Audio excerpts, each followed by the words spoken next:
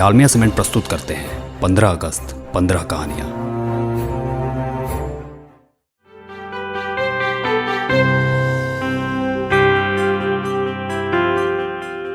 तिरंगा, जिसे देखकर हर भारतीय देश प्रेम से भर उठता है।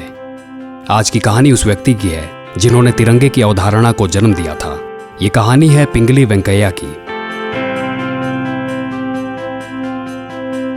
2 अगस्त 1876 को आंध्र प्रदेश के मछलीपट्टनम में जन्मे पिंगली वेंकैया हाई स्कूल पास करने के बाद आगे की पढ़ाई के लिए कोलंबो चले गए। उन्हें उर्दू और जापानी समेत कई भाषाओं का अच्छा ज्ञान था। यही नहीं, पिंगली वेंकैया को हीरे के खनन में भी विशेषज्ञता हासिल थी। इसी वजह से उन्हें डायमंड वेंकैया नाम दिया गया था। पिंगली दक्षिण अफ्रीका के एंग्लो बोअर युद्ध के दौरान महात्मा गांधी से मिले और उनकी प्रेरणा से स्वतंत्रता सेनानी बन गए।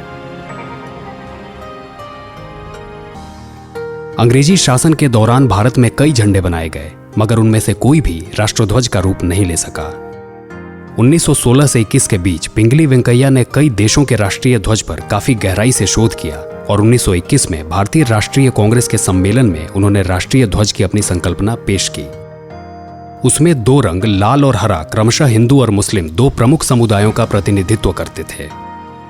बाकी समुदायों के प्रतिनिधित्व के लिए महात्मा गांधी ने उसमें सफेद पट्टी का समावेश करने के साथ राष्ट्र की प्रगति के सूचक के रूप में चरखे को शामिल करने की बात कही। इसके बाद साल 1931 में राष्ट्रध्वज की दिशा में अहम फैसला हुआ और तिरंगे को राष्ट्रीय ध्वज के रूप में अपनाने का प्रस्ताव पारित किया गया और उसमें मामूली संशोधनों के साथ लाल रंग का स्थान केसरिया ने ले लिया। इसके बाद 22 जुलाई 1947 को संविधान सभा ने इस झंडे को भारतीय राष्ट्रीय ध्वज के रूप में अपनाया। बदलाव के तौर पर बस इतना हुआ कि ध्वज में चलते हुए चरखे के स्थान पर सम्राट अशोक के धर्मचक्र को दिखाया गया और आजादी के बाद यही तिरंगा हमारी राष्ट्रीय अस्मिता का प्रतीक बना। 4 जुलाई 1963 को पिंगली वेंकैया ने अंतिम सांस ली।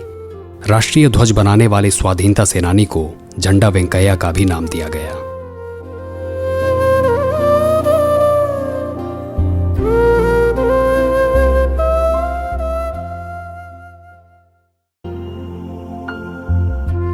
पंद्रह अगस्त 15 कहानियां के प्रस्तुत करता थे डालमिया सीमेंट। दिल जोड़े, देश जोड़े।